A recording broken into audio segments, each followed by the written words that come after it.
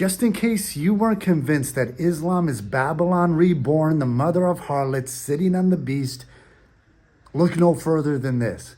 These tactics are exactly how Babylon would humiliate their enemies, particularly the Jews, forcing them to bow down, forcing them to wear particular types of clothes, forcing them to not follow the rituals that God had ordained for them to keep. This is the exact same thing, and it is coming and already has arrived in your nation. Equality to all of its members. Is there such a thing in Islam? Is there equality of faith? If we look to one hadith of Rasulullah sallallahu alaihi wasallam, on the authority of Abu Huraira, Sahih Muslim.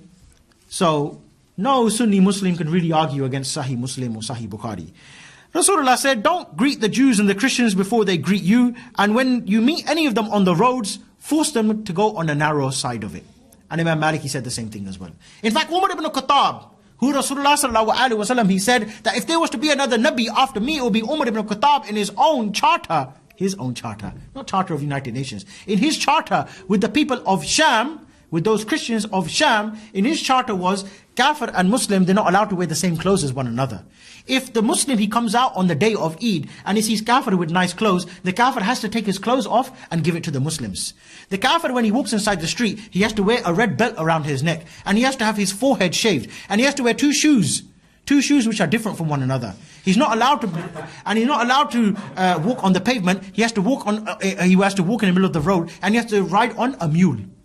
And that's only for the adults, not for the children. And you can see how Islam would make the child become a Muslim. The kafir, or the child growing up in a state of kufr, he will turn to Islam. Why? Because the child will be walking along with his dad. He said, Dad, yeah, why you got your forehead shaved? I don't know whether these Muslims, they make me do it. Why you got to walk? Why can't you ride the animal? Like the Muslims, they ride the animal like this. Why are you walking with both legs dangling on the side of the donkey? Why is it every time the Muslim comes to you, he asks you for your clothes, you give it? Why is it every time he tells you to get down from the horse, you have to take it? And not only that, he said the kuffar, they can have their churches. They can have their churches, but they're not allowed to ring the bell. And if a Muslim, he's walking by, let's say for example, a Muslim's been on Edgware Road for example. He's had some nice shisha, some nice steak, no hubble bubble, we don't deal with anything like that. And he's walking along and he's rubbing his belly and he's like, oh man, I don't want to upset my wife tonight. What he can do, he can go to the church, knock on the door, John, let me in. Okay, no problem. John has to put up Abdul Ghafoor for the night. Abdul Ghafoor with his big belly, having his nice kebab, John has to open up the church and he has to go there and sleep there nice and comfortable and say, all right, John, thank you, and then carry on going early in the morning. Which wife is going to live with John under that type of circumstances? What kind of honoring is this for me to live with John and Abdul Ghafoor comes every Friday night and sleeps in our bed as well? Of course. Because sunnah is to look after the guest, isn't it? I can't make you sleep on my floor if you can't. You're a Muslim, by the way. So what about when Abdul Ghafoor goes to John's house? John, sleep on the floor, and I'll sleep on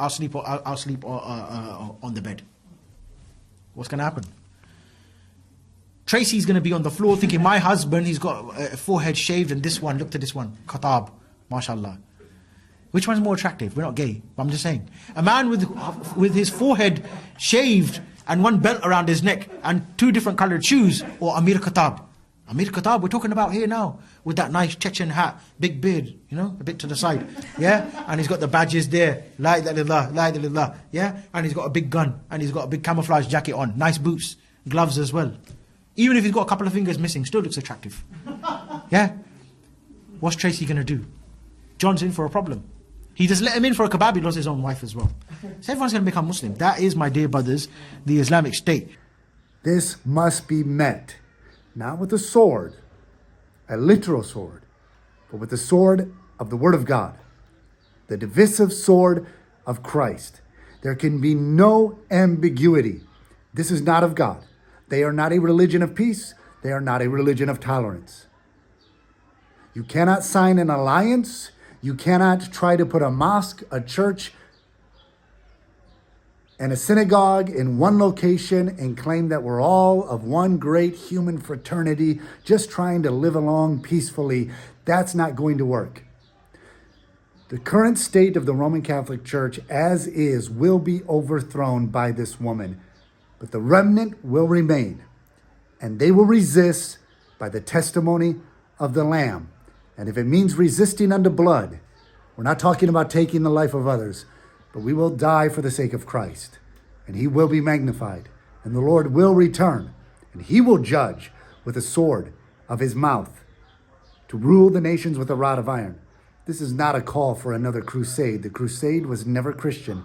The crusade was never Christian.